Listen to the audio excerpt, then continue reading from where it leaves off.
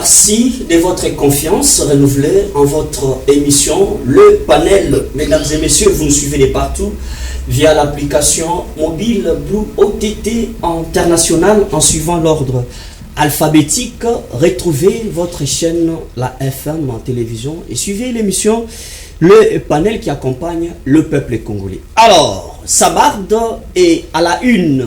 Tout le monde patienteux qui est la matérialisation de l'accord de Washington, l'espoir, la liesse de la population congolaise, bien que sous un questionnement très profond pour savoir quelle est la quintessence, l'exactitude de cet accord signé à Washington. Et là, on tombe dans la deuxième phase, qui est le processus des Doha. Vous avez suivi quelques revendications des rebelles à l'est ou de la partie orientale qui réclameraient, d'après les informations, la gouvernance de près de 8 ans du nord et sud Kivu. On s'est dit, est-ce là, nous allons vers la balkanisation. Pourquoi cet accord fait naître à tout moment des impasses là où tout le monde attend un espoir? Vous avez aussi suivi la déclaration du cardinal Ambongo qui a fustigé cet accord de Washington. Pour lui, Trump a tenté cette solution en Ukraine, ça n'a pas marché.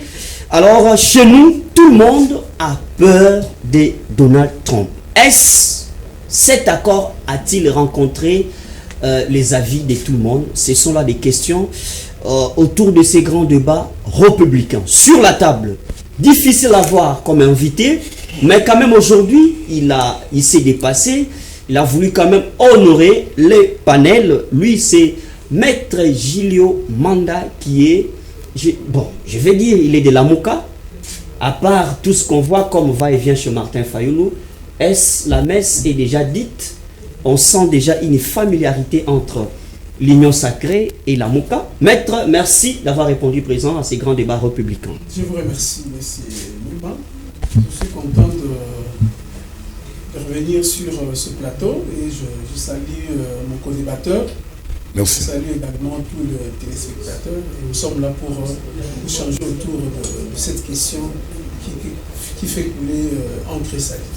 Merci beaucoup, renforcez-vous. Déjà, vous l'avez anticipé, c'est M. Soulé Académien et Mango Mango qui est l'habitué de ces grands débats républicains. Lui est de l'ACP, l'Union sacrée. Merci une fois de plus de nous avoir honorés.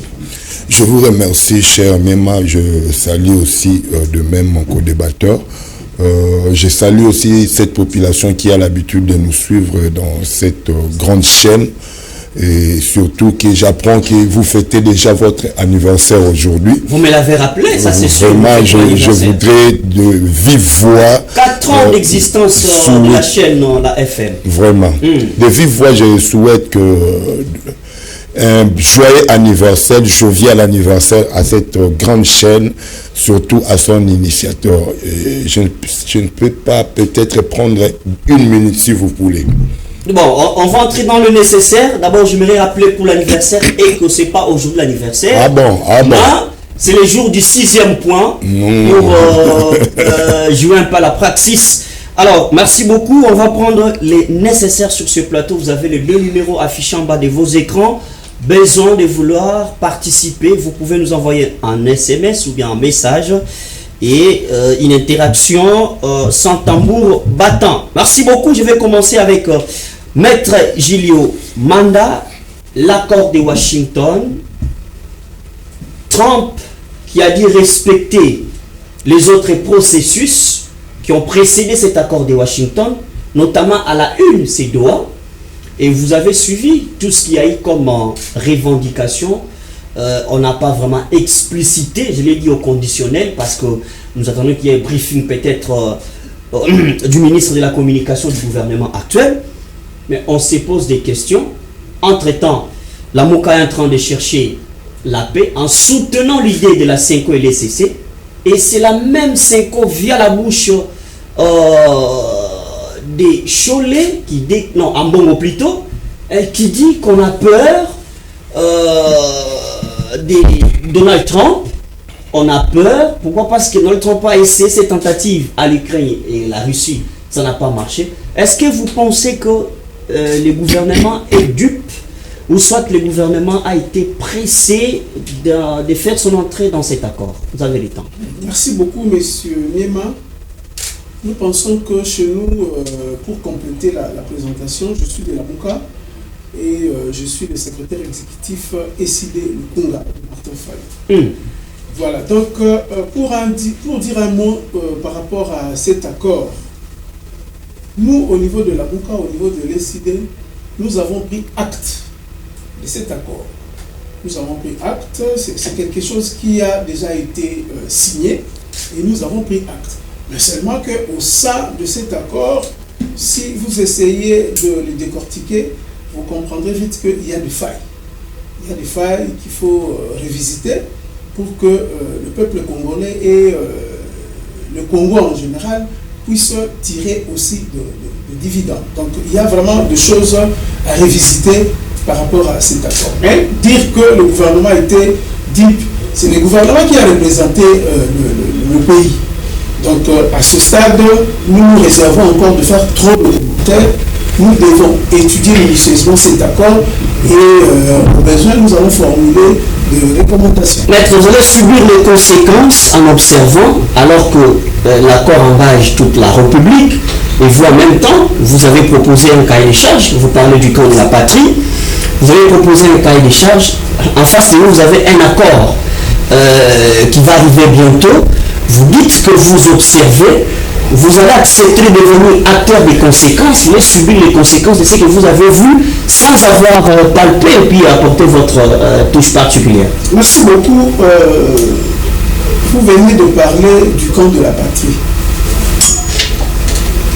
Nous pensons que avec le dialogue, la cohésion nationale que nous souhaitons tant, cette question pourra être mise sur table et voir le pour et le contre, tirer les conséquences et s'il faut révisiter, nous allons proposer de révisitation. N'oubliez pas que s'il y aura dialogue, nous tenons à ce qu'il y ait dialogue pour avoir une paix durable. Aujourd'hui, cet accord ne peut pas nous rassurer la paix.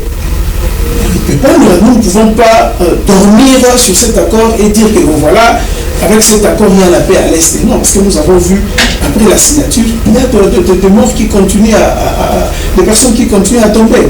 Donc, nous ne pouvons pas nous asseoir ou dormir sur cet accord sans pour autant réfléchir comment révisiter cet accord, comment faire pour retrouver la paix dans la partie Est du pays. Je vais vous dire tantôt, je vais vous dire bientôt que nous, au niveau de la Mouka, ce n'est pas que nous sommes observateurs. Nous avons vu l'accord, nous avons lu comme tout le monde, et je viens de vous dire qu'il y a des failles. Il y a des failles qu'il faut relever, mais cet accord ne va pas tout de suite nous donner la paix. Je me rappelle quand Madame la ministre des Affaires étrangères, cette question lui a été posée pendant le point de presse. Vous avez vu qu'elle a manqué de savoir ce que les pays gagnent et ce que les pays perdent.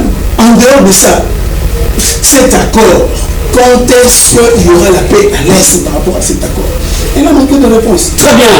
Je vais vous revenir. Merci beaucoup. Et là, alors, M. Souya Kanibia, tantôt on dit que le gouvernement, bon, le président Tshisekedi se retrouve dans un mythe des cavernes où on voit des rayons solaires qui frappent. La réalité n'est pas les rayons solaires, la réalité est autre. C'est comme si Washington n'a rien fait de consistant et que c'est le processus des deux qui commence maintenant à compliquer les choses. Comment est-ce que vous pensez qu'on puisse échapper à cette impasse? Parce que là, vous avez suivi quelques revendications des rebelles. Oui, vous allez me permettre de prendre ne fût-ce qu'une minute dans mes minutes que vous m'accordez. Tout à l'heure là, je revenais de l'école des enfants, mais je crois que la dame qui est en train de gérer le ministère de PST, l'éducation nationale. Voilà, jusque-là n'a pas rendu le bulletin. Non, Malou. Malou, je crois. Malou. Jusque-là, les bulletins ne sont pas encore disponibles. Il y a même dans d'autres écoles, j'apprends que les parents avaient déjà remis même l'argent pour avoir les bulletins. Et moi, ici, je voudrais peut-être rappeler au chef de l'État qu'il y avait quelqu'un tout au début, je parle de l'excellence Willy Bakonga, qui avait bien mené cette gratuité de l'enseignement. Mais jusque-là, depuis qu'on a eu celui qui est venu juste après Willy Bakonga, je parle de Tony Mwaba, et celle qui est présente, je crois que l'enseignement est au rabais, la gratuité n'est pas d'application, on se pose tant de questions. Je me pose la question, est-ce que la dame peut même nous donner le nombre d'élèves qu'on a ici en République démocratique du Congo? Elle va même jusqu'à aller suspendre et éliminer même la structure qui fait la statistique des élèves en République démocratique du Congo. La dame ne parvient pas à donner jusqu'à présent, je disais tantôt, le bulletin pour les élèves de l'école primaire. Et les diplômes d'État déjà à $20. Vous imaginez. Mais avec Willy Bakonga, je me rappelle, les diplômes étaient gratuits. Les bulletins gratuits. Tous les passés de Willy Bakonga, vous réclamez encore Willy Bakonga J'ai le passé de Willy Bakonga qui est toujours positif. Il avait fui vers les Congo-Brazzaville. Vous savez, pas le sujet, mais je vous dirai tout de suite que Willy Bakonga n'avait pas fui parce qu'il avait détourné. Ce sont les ondits, ce sont comment on les appelle, les ennemis qui ont fabriqué cette histoire-là. Willy Bakonga allait pour les soins aux États-Unis d'Amérique, mais il était renvoyé ici parce qu'il avait comme de 14 000 dollars en poche. Ce qui fait qu'on l'avait arrêté pour blanchiment des capitaux. On ne peut pas traverser avec plus de 10 000 dollars. Et comme il était avec son fils majeur, je me rappelle, Joël, ils sont revenus ici et on avait déjà tranché l'affaire. Donc Willy Bakonga n'avait pas commis ce que vous dites, mais ici je me plains auprès du président de la République qui doit voir ces problèmes.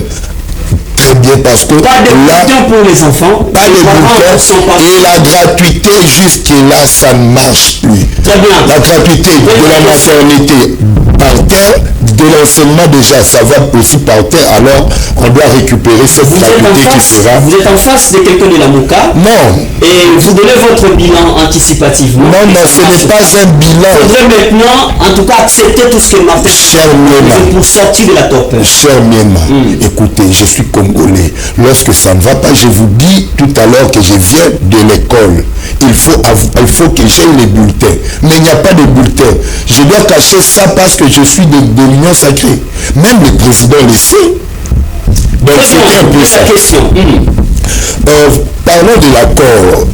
Moi je crois que ce qu'a dit le cardinal Ambongo, pour répondre à votre question, c'est son opinion. Je ne voudrais pas ici entrer dans sa vie ou faire peut-être ce que font les autres, mais je vous dirais que cet accord, on l'a intitulé accord de paix entre nous et le Rwanda. Et tout ce qui est repris dans l'accord, je ne crois pas que ça pourrait être 10 sur 10. Oui, maître a dit qu'il y a des failles parce que c'est l'œuvre humaine, d'abord il faut le savoir. Dans toute œuvre humaine, il y a des imperfections comme on l'a dit. Mais est-ce que ce sont ces imperfections qui peuvent jeter en pâture tout l'accord? Je ne crois pas. Si nous posons même la question au maître présent qui dit qu'il y a des failles, il ne nous donnera pas plus de 3 failles. Mais l'accord a combien de points?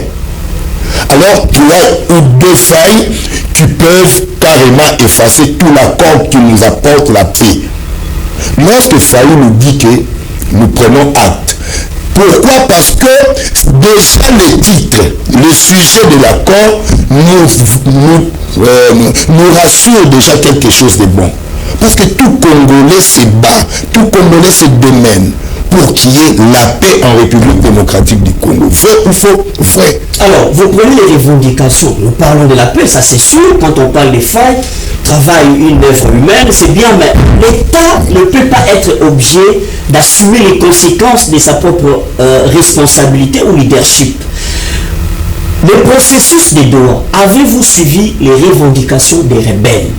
Les rebelles ont avancé quelques revendications qui risqueraient de mettre à mal l'accord de Washington parce que dans les jours à venir, Trump recevra le président Félix et puis son homologue au même moment à l'interne, rien n'est arrangé jusque-là. Vous avez le temps, continuez. Non, écoutez, ce qui se passe à Doha, rassurez-vous que ça ne sera pas toujours, ils ne resteront pas parallèles à cet accord de paix avec le Washington, donc avec le Rwanda.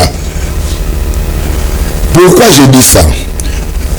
Le Washington est déterminé à coopérer avec la République démocratique du Congo. Ça, c'est de un. Et pour coopérer avec nous, il suffit seulement qu'il y ait paix. Il a tout intérêt. Pourquoi?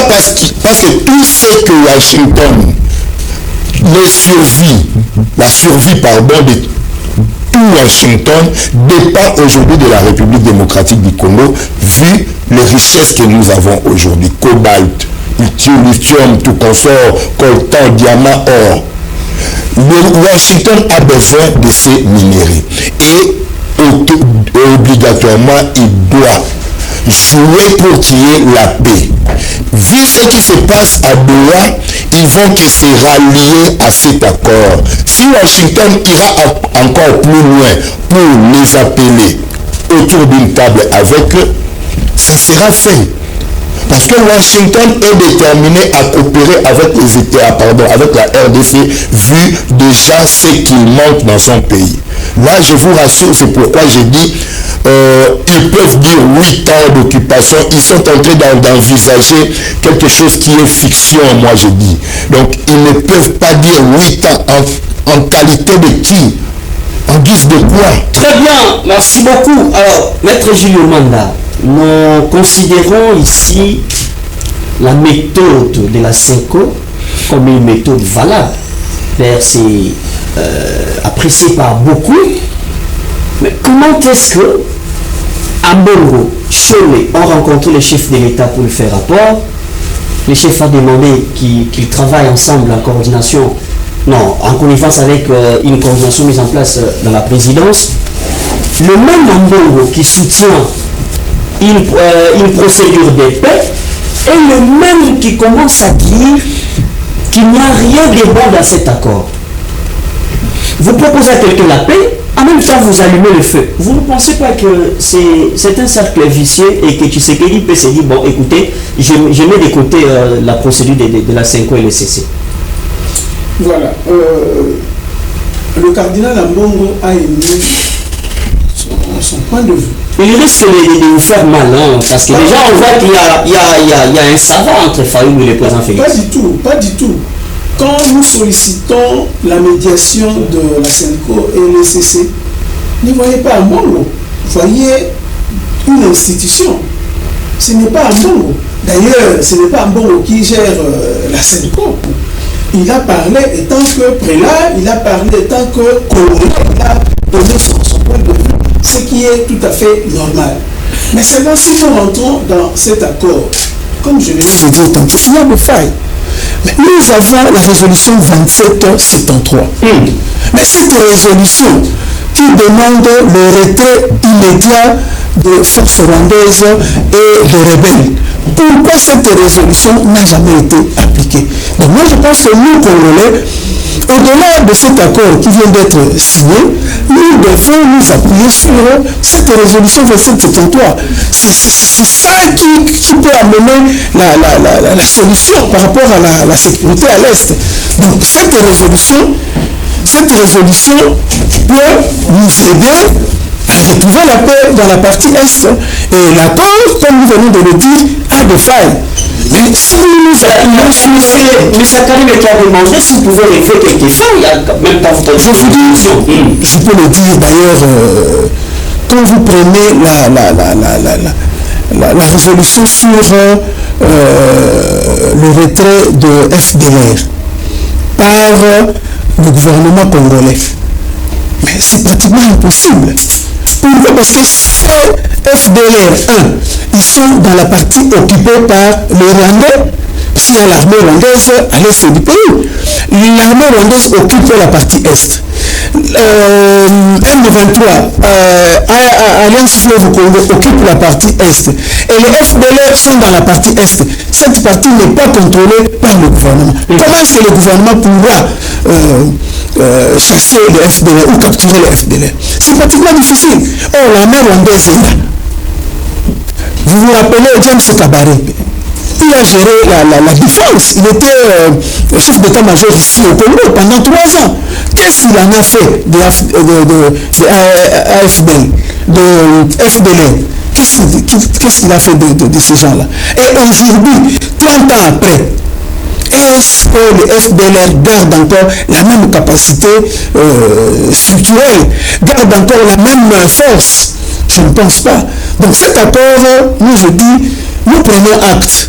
Mais au moment opportun, on pourra revisiter pour que la paix revienne effectivement dans la partie est du pays. Alors, M. Soulakadéno, c'est ça aussi, c'est qu'a soulevé Maître Gilles Manda. D'ailleurs, c'est parmi les préalables imposés ou posés par Kagame qui a dit avant de retirer ses forces défensives, la partie RDC ou Kinshasa est dans l'obligation de neutraliser les FDLR qui font mal au gouvernement de Kigali. Ces FDLR n'ont jamais été identifiés comme tels, qu'on sache qu'ils sont autant, géographiquement parlant, où est-ce qu'ils se situent. Vous ne pensez pas que cette question des FDLR risquerait de rendre malléable l'accord de paix entre Kinshasa et Kigali?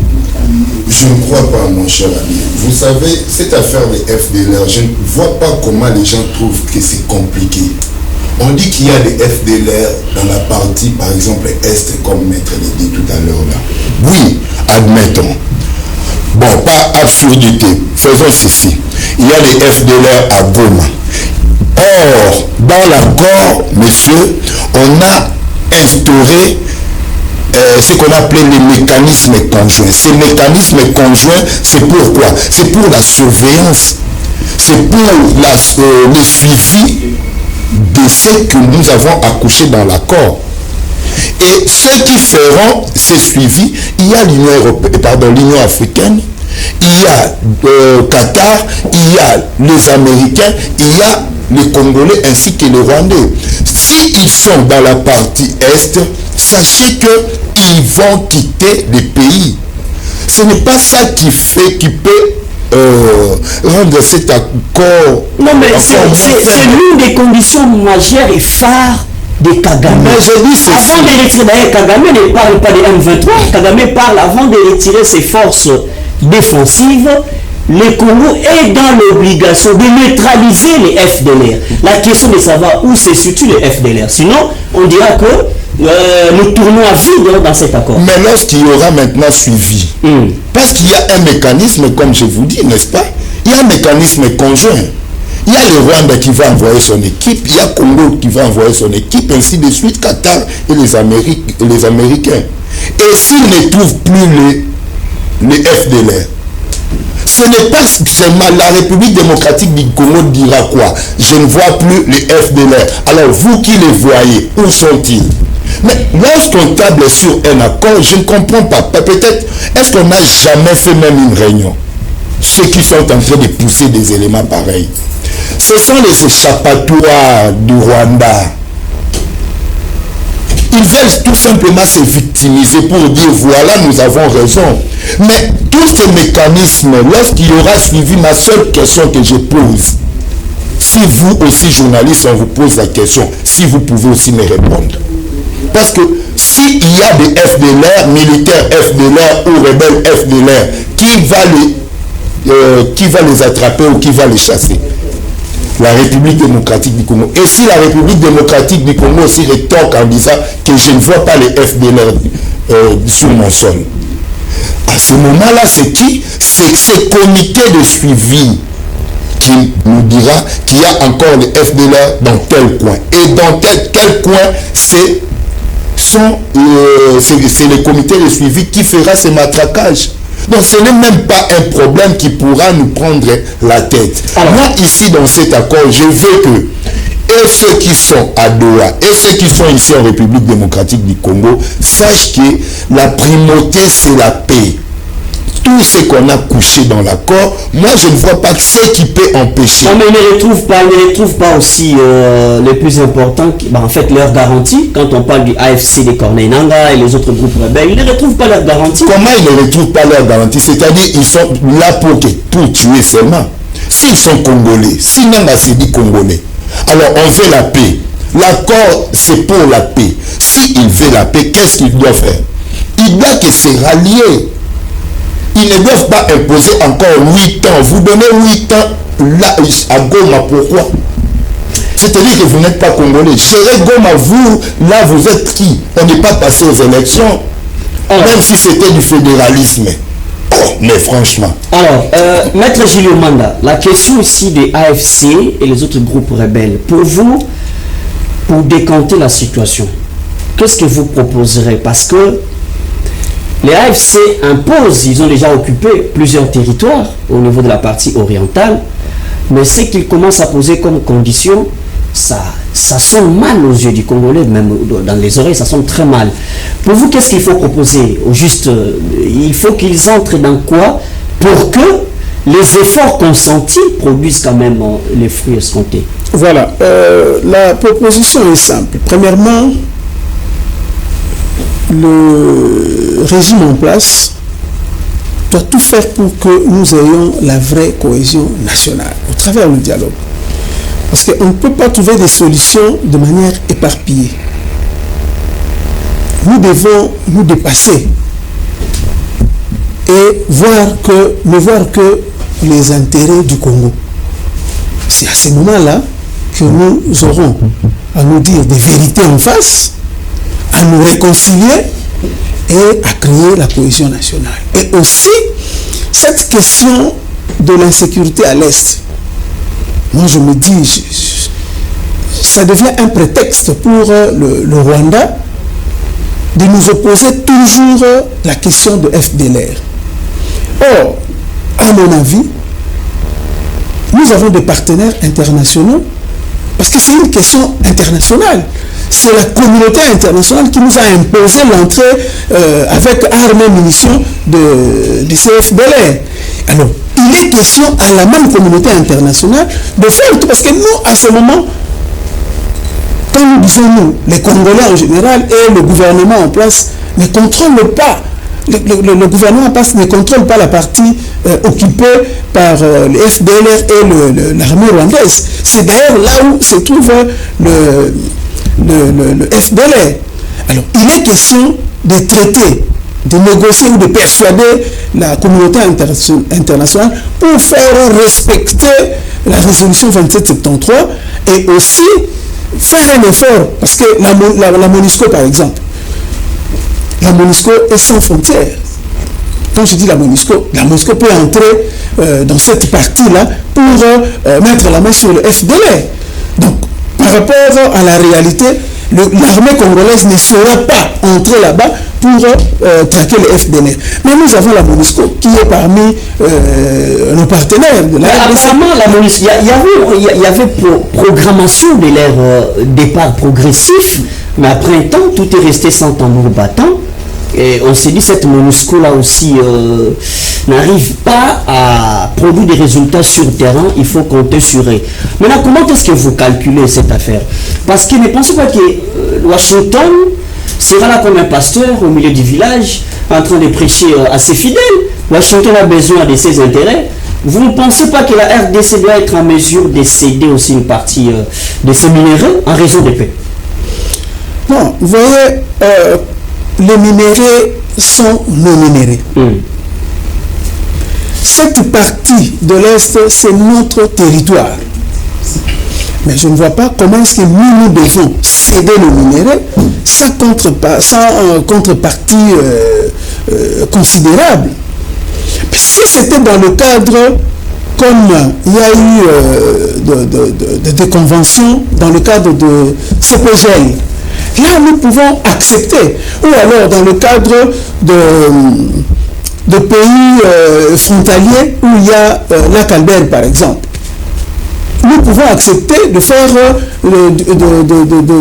d'utiliser le minerai ou des ressources interfrontalières. Mais au moment où nous disons, cet accord ne vise que les minéraux qui sont dans le territoire commun. Mais c'est ça en contrepartie. Washington. Non, mais écoutez, nous ne pouvons pas. C'est la raison pour laquelle je dis que cet accord a des failles.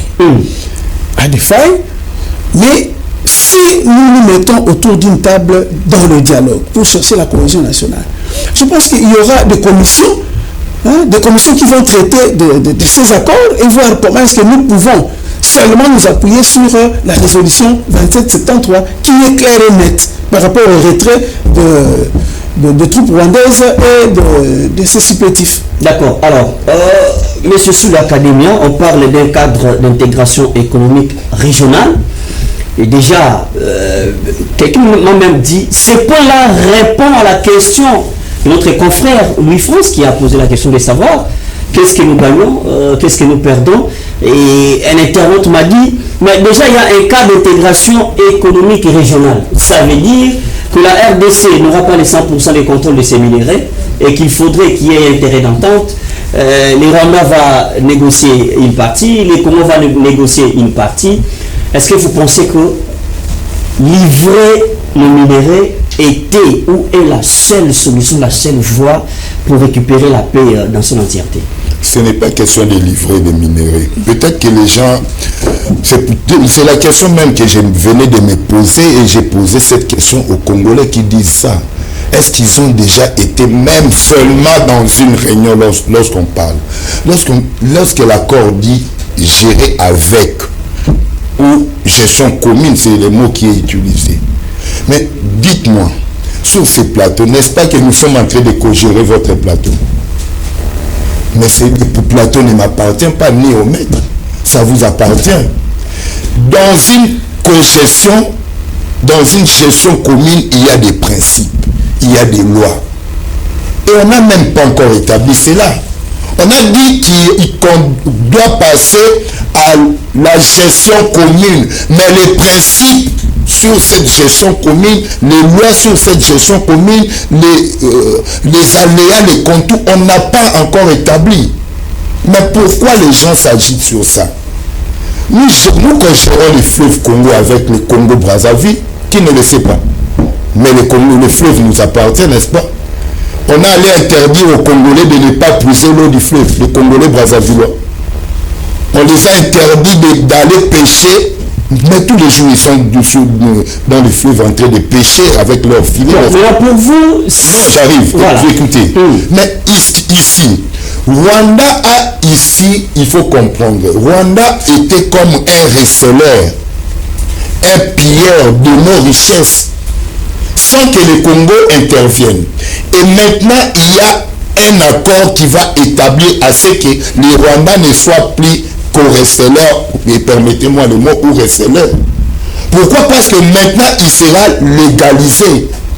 Tout transit de nos richesses vers États-Unis d'Amérique, peut-être que ça peut passer par là, peut-être, mais lui sera là en tant que bénéficiaire, comme je disais tout à l'heure, comme transiteur. C'est un pays où transitent nos richesses chaque fois, les Américains, les Européens, Asiatiques. Qu'on peut casser, qu'on peut dire aujourd'hui. Mais on ne casse pas. C'est pas seulement par les Rwandais. Jamais, on ne casse pas tout de suite comme ça. Ce n'est pas ça la diplomatie. Sinon, nous risquons encore d'aller dans les pires. Il faut une diplomatie, oui, qu'est-ce que vous voulez? Oui, bon, on l'associe parce que c'est un pays qui est en train de nous menacer chaque fois à cause de nos minéraux. Et ne soyons pas ici comme des gangsters pour dire, bon, non, eux doivent quitter. Non, allons-y calmement. Ce n'est pas dit que c'est éternellement cet accord ici. Fayoulou sera président demain ou après-demain, disons, bonne chance à lui. Mais il va trouver un accord pareil. S'il ne trouve pas bon, il casse carrément l'accord. Alors, vous avez une question là. Pour vous, qu'est-ce que vous imaginez? C'est que la RDC peut donner en contrepartie. En nous mettant les minéraux. Nous mettons les minéraux à côté. Qu'est-ce que la RDC peut donner en contrepartie à un pays comme le Washington? À part le minerai. Washington a besoin de minerais de la RDC et nous avons besoin de l'apogée de notre pays. C'est-à-dire quoi? Sur le plan social, jusque-là, la RDC est nulle. Sur le plan économique et le plan sécuritaire, nous sommes nuls. Et lorsque le président est allé négocier avec les États-Unis, suivi ma question. J'ai bien suivi. Nous allons donner que nos minéraux. C'est que nous avons une belle femme peut donner que c'est qu'elle a. Ah, alors là, vous acceptez que ce qui est mis en jeu entre Kinshasa et Washington sont les minéraux. Mais ce sont les minéraux, mais pas dans le sens d'aller prenez tout. Non, c'est du gagnant-gagnant. C'est une réserve mondiale. Non, c'est du gagnant-gagnant. Ça sera un accord. Non, dans c'est parce que l'union sacrée. Non, laissez-moi. Peut-être que les téléspectateurs ne me comprendront pas. Les États-Unis d'Amérique ne viendront pas chaque fois pousser comme ça, comme si ça leur appartenait. Non, il y aura un cadre. C'est un accord. Un accord, il y a des principes, des lois qui vont régir. Mais comment qu'ils viennent aux États-Unis, Ayaki, Azui, Ake, non, ça ne sera pas comme ça. Très bien, c'est la même. Ça nous appartient. Et nous sommes un pays souverain, nous gardons jusque-là la souveraineté de notre pays. Très bien, merci beaucoup. C'est la même question que je pose à Maître Gilles Manda. Maître, parce que de l'opposition, vous accusez le pouvoir en place de brader les minéraux en contrepartie pour récupérer la paix. Et à votre place ou à votre avis, si on enlevait les minéraux, qu'est-ce que la RDCP proposait à Washington qui fera ce qu'on puisse arriver à un accord de partenariat entre deux nations, Washington et Kinshasa? Mais moi je pense que ce que nous pouvons donner à Washington, c'est lui garantir un bon climat des affaires. Et que, à contrepartie, les États-Unis peuvent favoriser l'industrialisation du Congo. Voilà, donc nous pouvons seulement lui garantir un bon climat des affaires avec des lois très claires et nettes. Et en contrepartie... Mais qu'est-ce qui nous garantit, nous, les Congos? Parce que c'est pas pour la première fois que les États-Unis se mêlent de nos affaires politiques ou diplomatiques. Et qu'est-ce qui garantit à les Congolais aujourd'hui que cet accord de Washington effacerait tous les bilans que les États-Unis ont dans ces pays? Bon, effacer tous les bilans, moi je pense que ça reste dans la mémoire des Congolais. Tout ce qu'ils ont vécu, positif comme négatif, ça reste. Mais seulement, ce que moi je peux dire sur l'action de Washington, l'action des États-Unis dans cet accord, c'est ce que nous ne comprenons pas. Il est partie prenante dans cet accord ou il est médiateur. C'est vraiment ça la difficulté qui est dans cet accord. Un médiateur qui a des intérêts, un médiateur qui signe avec le... Ce sont des questions que nous devons nous poser et tirer les choses au clair. Voilà pourquoi je dis cet accord, au moment opportun, devrait être révisité pour que l'équilibre entre le Congo, la RDC et les autres partis soit mis au point. Très bien. Alors, M. Soulé Académien, d'ailleurs, j'ai suivi l'interview de Donald Trump qui a dit on m'aurait appris qu'il y a le tribalisme au Congo, nous allons lutter, nous allons faire tout. Voilà comment votre pouvoir de l'Union sacrée avec Félix est exposé au reste du monde avec des histoires banales. Est-ce que pour vous, à un certain moment donné, il faudrait comprendre, c'est comme l'a dit Maître Gilles Manda, qu'il faut doser, calmement s'arrêter et dire le dialogue peut être primordial avant la signature dernière de cet accord. Pourquoi pas privilégier d'abord le dialogue? Sinon, vous risquerez de croire que l'Union sacrée a tout compris. Or, la participation, le fait brille aussi, chacun y apporte un morceau de bois. Vous ne pensez pas qu'il faut à ce stade privilégier le dialogue avant la dernière signature de cet accord? Bon. Et vous répondez à la question de Maître Gilles qui a dit dans cet accord, Washington est partie prenante ou bien médiateur, si on peut le dire? Non, peut-être qu'il n'a pas compris. Nous allons d'abord tisser un partenariat avec les États-Unis d'Amérique. Partenariat économique, un accord économique. Et les États-Unis ne peuvent pas venir. Il a posé une très belle question que j'ai repris même ici. On doit garantir aux États-Unis quoi? Un bon climat des affaires, n'est-ce pas? Et un bon climat des affaires, c'est synonyme, maître, de quoi? De la paix. S'il n'y a pas de paix, on n'aura aucun investisseur. C'est pourquoi on a commencé d'abord par qui? Par celui qui nous envahit, c'est le Rwanda qui est reconnu dans toutes les instances internationales. Institutions, tout consort international savent que c'est le Rwanda. Et nous aussi, nous l'avons dit. Et qu'est-ce qu'il faut faire? Il faut d'abord instaurer la paix entre vous et celui qui vous menace. C'est pourquoi je suis en train de dire ceci.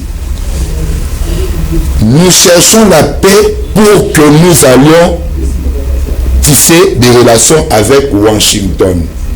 Mais ça ne restera pas un accord économique avec le Rwanda éternellement. Non. Non, vous allez observer, dans cet accord, on n'a pas mentionné ça va durer combien de temps, mais on parle d'un accord de paix, ça veut dire ça va perdurer des générations et des générations. N'est-ce pas qu'il y a rencontre encore les coordinations conjointes, on restera que dans les coordinations conjointes avec les Rwandais. S'il faut gérer, c'est ça l'esprit de l'accord. Non, ce n'est pas ça l'esprit de l'accord. C'est vous qui faites cet esprit-là. Non, l'esprit de l'accord veut d'abord qu'il y ait la paix. Ce n'est pas qu'eux viendront en République démocratique du Congo prendre les richesses comme ils veulent. Ça, il faut qu'on retranche ça des intelligences des Congolais. Alors, répondez à la question. Pour l'instant, à ce stade, avec les tumultes des réalités, vous ne pensez pas privilégier l'accord? Pourquoi? Les dialogues entre les Congolais, pourquoi? Vous allez vite en besogne et ça vous crée des problèmes. Et vous croyez que c'est le dialogue qui va cesser avec Rwanda? Rwanda n'a même pas peur des États-Unis qui est une grande puissance. Vous avez suivi les bandits ici de Kagame, n'est-ce pas? Après l'accord, lui vient et il lance encore des flèches sur Kabila, sur Tshisekedi et sur Trump même. Et vous croyez que c'est le dialogue congolais en réunissant Fayoulou, Sanga, Kabila et les autres accusent d'avoir signé cet accord ou de vouloir signer cet accord en position de faiblesse. Ce n'est pas ce dialogue. Vous connaissez que Kagame est fort et c'est comme ça que vous acceptez l'inacceptable. Même si, moi j'ai besoin qu'on dialogue entre nous. J'ai besoin de ce dialogue-là. Mais le problème ici, qui est pertinent pour la RDC pour le moment, c'est quoi? C'est d'abord la paix. On peut venir se réunir, mais ce n'est pas nous n'avons pas assez de problèmes internes. Le grand problème, c'est à l'extérieur. C'est le Rwanda. Est-ce que vous comprenez? Mais eux veulent maintenant, pas eux du tout, mais les opposants veulent institutionnaliser, comme j'ai dit, le dialogue. Les opposants, parce que les gens de la partie... les opposants, c'est-à-dire Martin Fayoulou et tous les opposants aujourd'hui ont besoin du dialogue. Même le président lui-même a besoin du dialogue. Mais ne cherchons pas à chaque mandat qu'il y ait dialogue parce que le président en place ne s'en sort pas peut-être à gérer un coin ou un secteur. Nous avons un problème d'insécurité. Et qui est à la tête du pays? C'est le président Tshisekedi. Tshisekedi étant dans son mandat, laissez-moi dire ça, s'il n'a pas encore totalisé 5 ans, il va négocier. La Constitution lui permet, il va négocier et ratifier des accords, mais les opposants lui demandent qu'il faut d'abord dialoguer pour que ça tienne. Non! Non, ça ne se comprend pas d'un côté aussi. Alors, maître, vous allez faire la conclusion. C'est d'abord de faire comprendre aux téléspectateurs et aux Congolais qui nous suivent qu'est-ce qui attire, pourquoi tant de visites chez Martin Fayoulou ces derniers temps? Parce que on se demande, le camp de la patrie n'a pas été expliqué à la merci de tout le monde dans son entièreté. Ou bien il y a un secret quelconque. Qu'est-ce qui attire toutes ces visites chez Martin Fayoulou ces derniers temps? Voilà. On dit que la messe a été déjà dite. On a subi les conséquences. Vous terminez l'émission en termes. Merci beaucoup. Les téléspectateurs doivent retenir ceci. Martin Fayoulou a été élu, choisi par le peuple pendant les élections de 2018. Et le peuple garde encore cette affection-là, et certains leaders politiques gardent encore cet attachement avec Martin Fayoulou. Ce qui est arrivé, c'est passé. Maintenant là, nous sommes les pionniers de la cohésion nationale, du camp de la patrie. Parce que c'est Martin Fayoulou qui a initié cette cohésion nationale tant recherchée, que nous n'avons pas retrouvée jusque-là. Il a parlé du camp de la patrie. D'aucuns penseraient que le camp de la patrie, c'est une plateforme électorale, c'est une coalition politique, c'est un parti politique. Non, non, non. Le camp de la patrie, c'est un état d'esprit. Pour tout celui qui est contre l'agression du pays, qui est contre les rébellions, les différentes rébellions qui sévissent à l'est du pays. Même au Bandundu, tout celui qui est contre l'occupation, c'est celui-là qui se retrouve dans le camp de la patrie. Donc c'est un état d'esprit. Merci à vous tous d'avoir répondu présent à ces grands débats républicains. Merci à nos chers téléspectateurs de nous avoir suivis. Merci pour vos messages et votre participation. Cette interaction nous rend plutôt de plus en plus fiers. Merci à l'équipe technique de la FM Télévision de nous avoir accompagnés techniquement jusqu'à la fin de cette émission. Disons que la FM Télévision continue à célébrer le 4e anniversaire de son existence au service de la population congolaise et en dehors de nos frontières. Moi, je vous retrouve très prochainement dans l'éducation nationale. Il y a tant de désordres. Comment est-ce que les élèves peuvent aller en vacances sans avoir signé leur bulletin? Et d'ailleurs, nous menons des enquêtes pour savoir où est-ce que vous imprimez ces bulletins. On aurait appris que ces bulletins ne sont pas imprimés ici au pays. Nous continuons à mener les enquêtes pour savoir comment un papier cartonné simple qu'on vend ici, que vous pouvez nous imprimer des bulletins, mais vous les avez, je ne sais pas, vous avez mystifié les papiers cartonnés, et voilà maintenant les parents récupèrent les enfants pour les vacances sans avoir signé le bulletin. Ça fait la honte, mais on encaisse, sauf la temporalité et la règle d'or. Le gouvernement peut partir un jour, mais vous allez laisser quel genre d'histoire. Moi, je vous retrouve très prochainement avec ce même plaisir.